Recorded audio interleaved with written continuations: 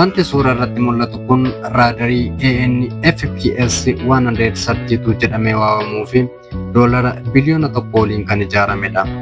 Raadariin kun baay'ee ammayyaawaa ta'uu isaarraan kan ka'e fageenya irratti waan xiqqoo hanga kubbaa goolfii geessu adda baasee beekuu danda'a. Sirna ittisa misaa'ilaa hojjechuun gargaarsa raadarii kanaa malee inumaan yaadamu.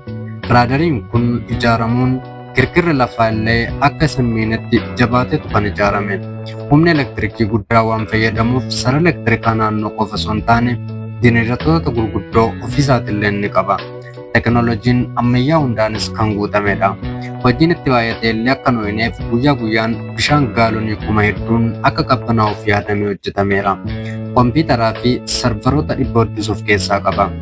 Sirni ittisa mootummaa Ameerikaa kun addunyaa irraa bakka 6 qofa jira. 3 isaanii Ameerikaa kan jiran yoo ta'u, kan hafan immoo Deenmaark, Ingilizii fi Kaatar keessatti argamu. Sirni raadarii guddaan kun biyyoota michuu Ameerikaa baha giddu galeessaa keessatti argaman akkasumas buufata waraanaa Ameerikaa naannichaa eeguun ergama godhateetu kan ijaarame. Bakki inni jiru hanga kiiloomeetira 5,000 irraa waan furguggifamu fageenya kanarraa hordofuun akka waan ergame sun kiiloomeetira 100 ta'een imaleen erga gara inni deemu tilmaameen balaa geessa yoo ta'e odeeffannoo gara ittisa misaa'ilaatti erguun qilleensa irratti akka taasisu ture. Wanti nama dinqisiisu ammoo raadariin kun lafa irratti qofa osoo hin taane sochii saatalaayitii hunda hawaa keessatti illee hordofuu danda'a.